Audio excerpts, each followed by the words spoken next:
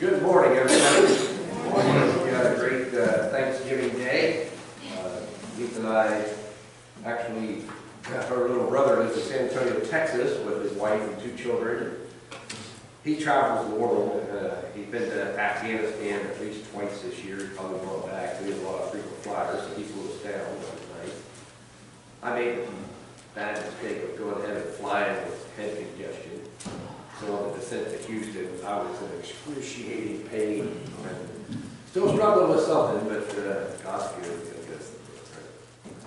Let's take advantage of what we just sang. Let's pray to God. Father, we're thankful for this day that you give it to us, and this time that you have set aside every week for your people to gather together. We thank you for the opportunity that Community Christian Church gives us to meet in this place. Because there's some weeks that we don't see each other through the week, but we all come together with the purpose of learning about you and worshiping you. So Father, bless us now in our time of study, and we find encouragement from you today. We pray in Jesus' name. Amen.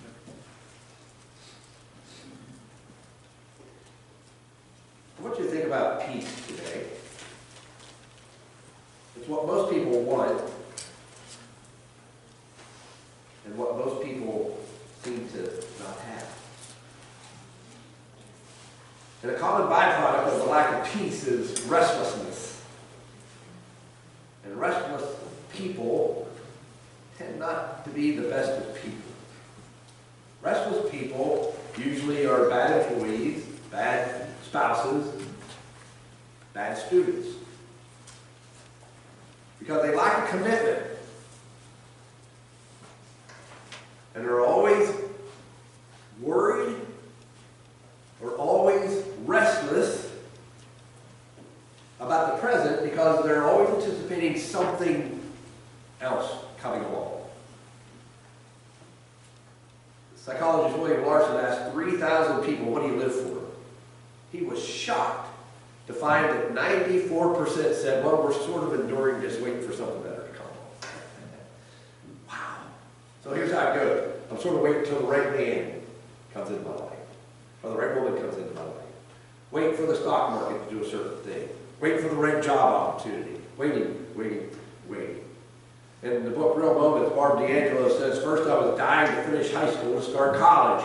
Then I was dying to finish college and start working. Then I was dying for my children to grow old enough so I could go back to work. Then I was dying to retire. Now I'm dying, and I realize I forgot to live. Is that you? I hope not. People that lack peace always are looking for something and don't realize what they have. Max Hickserson told of the Curtis family in his church who moved from Vancouver, British Columbia, to a town in Texas. And they weren't happy there. They're the kind of people that are never happy anywhere they are. They moved again, and the neighbors got a postcard that read, "We have found paradise. We have found peace." And it was postmarked the Falkland Islands. And ironically, the postcard arrived at the neighbor's house the day Argentina invaded that island and took it over. There goes their peace. For most, peace is a daily struggle. I want you to know today that peace isn't found in a place. It's not found in a position, a pastime. It's not found in possessions. It's not there. And so, you can go away for a week of vacation, right? Everything's great. And then you start thinking about coming back to reality. It's not peaceful. But the Bible says He is our peace. Jesus is our peace. Now think about it. If you have a Cadillac and your transmission goes out, and you try to put a Ford transmission into a Cadillac, is it going to work? Why not? It's not built for that. And we are made in the image of God. You can try to turn that away as much as you want, but it doesn't take away the fact that you were created, you were made in the image of God. And until you have God, you will never find that lasting peace that you desire. You're not going to find it. The peace with God is the most important thing in the world. That's what Christmas is all about. The most wonderful time of the year. God reminds us that we can have peace. Now you might think you have peace with your family, and you may indeed have peace with your family and everybody else. Until you have peace with God through His Son Jesus Christ, you will not have lasting peace, eternal peace. For many, the season that we are entering into is not the most wonderful time of the year. It's the most hectic time of the year, right? That may be you. But it is the most wonderful time of the year. But there's parties to attend, there's presents to buy, there's houses to decorate, there's meals to prepare, there's guests to entertain. All these things add to the stress of life. And some people it's so stressful the 24 days of December leading up to the 25th. And finally, people can say, oh, it's over. That's sad, isn't it? I like to celebrate the whole month and think about the good things that God has done for me. Counselors tell us that, unfortunately, that drinking, depression, suicide, even marital problems in good families happen because of stress. And December is a stressful time. Nerves are frayed, tensions build, relationships are threatened. But Jesus came as the Prince of Peace, really? In the Sunday school hour, we started, we'll finish in 2 weeks, looking at prophecies of Jesus. By the way, there are over 300 prophecies, Old Testament prophecies about Jesus. And Isaiah 9, Isaiah 9 says, unto us a son is born unto us, unto us a child is born, unto us a son is given. And his name will be called Wonderful, Counselor, Almighty God, Everlasting Father, and Prince of Peace. The Prince of Peace. The angel said to the shepherds, glory to God in the highest, and on earth peace, goodwill to all men. We sing that classic Silent Night, Holy Night, all is calm. Really? Is it? Jesus was born in a time of turmoil. It wasn't peaceful. Mary and Joseph lived under an unsympathetic government. The Romans had been ruling the Jews for a long time, and then Caesar Augustus comes down with a decree that everybody should be accounted for so that he could tax them. The census to be taken for taxation purposes. Romans were warmongers. Soldiers everywhere were putting down the Jews. And the Jews resented it. The decree came, and they resented it.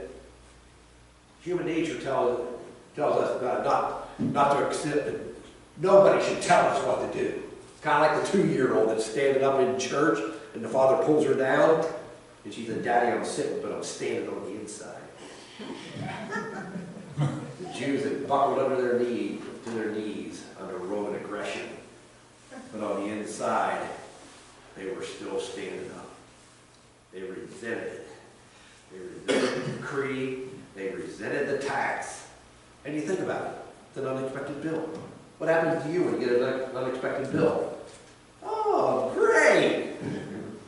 Now, stress level goes up. And so you think about April 15th. And you have all those receipts and deductions that need verified. And then it comes down and you're working out and you owe more than what you anticipated. It's not a time of peace, is it? But you get it. The taxation that they were going through. All kinds of unexpected turmoil is going on. And the angel informed Mary that she was going to give birth to a child, and that child developed in her womb was going to be of the Holy Spirit. Now she was engaged to this guy named Joseph, and when she comes up pregnant, put yourself in Joseph's shoes, sandals. What would you think? She's unfaithful, right?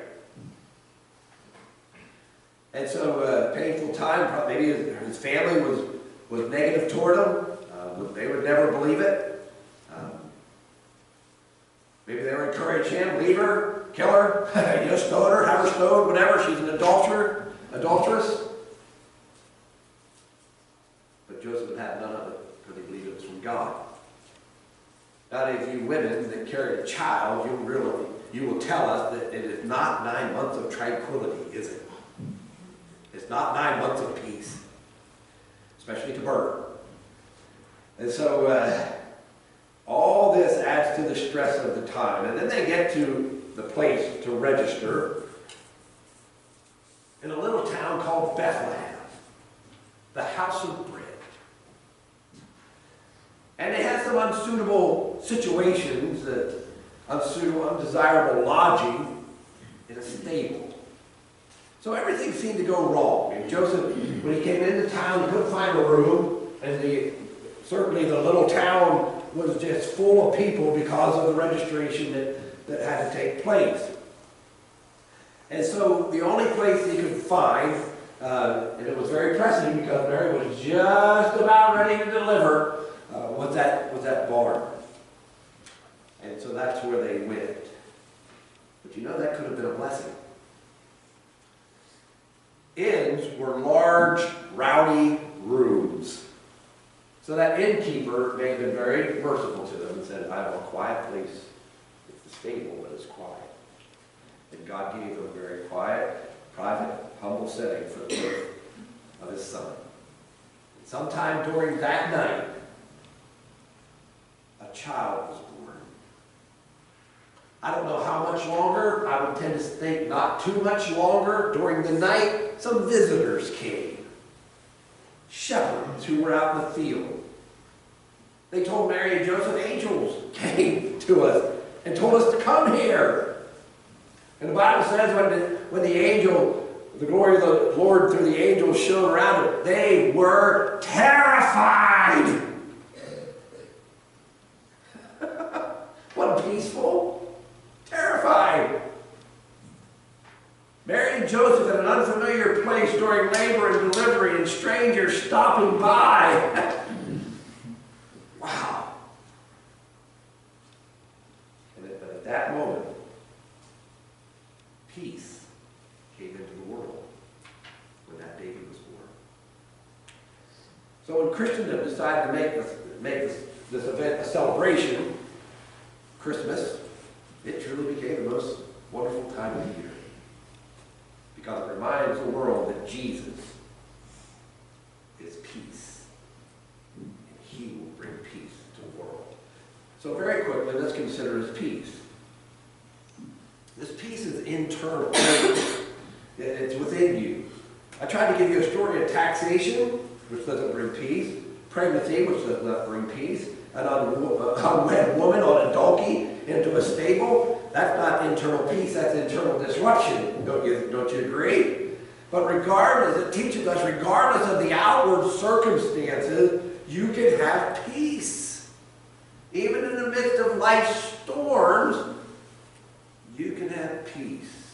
Someone said one time that sometimes God doesn't choose to calm the storm, but he'll calm the child. He'll give you peace in the midst of your storm.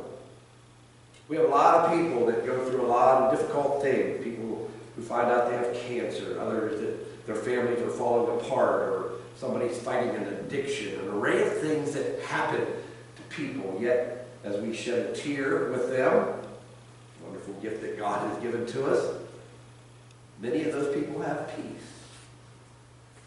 Why? How? Well, in a world filled with war, hear the words of Jesus in John 14:27, when he's getting ready to leave us. John 14, 15, 16 are some of the last words that Jesus had to his disciples. John 17 is the Lord's Prayer, the high priestly prayer. But in John 14 he said, peace I leave with you. My peace I give to you. Not as the world gives to you, do I give to you. Do not let your heart be troubled, nor let it be fearful. The world's idea of peace is the absence of conflict. Jesus' idea of peace is that I'll give you peace in the midst of the conflict. In the midst of trouble, I'll give you peace. Because his peace is eternal. He said in John 16, in this world you'll have trouble. Not may, possibility, probably. No, he says you will. 100% you're going to have trouble in this world. world is temporary.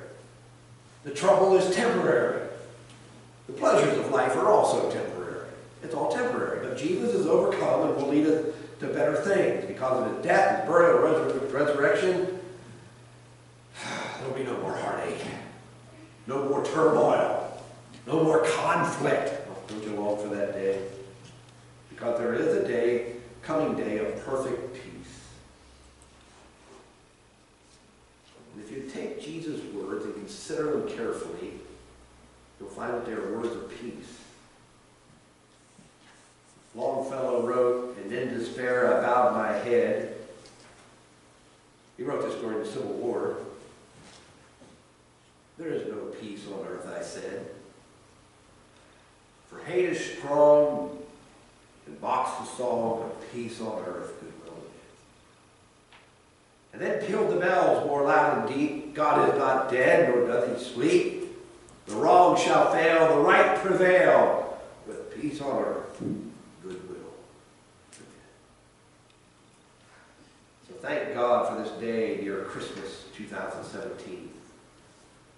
Thank God we ought to wring our hands and think, what is this world coming to? Because we know what has come into the world. Jesus.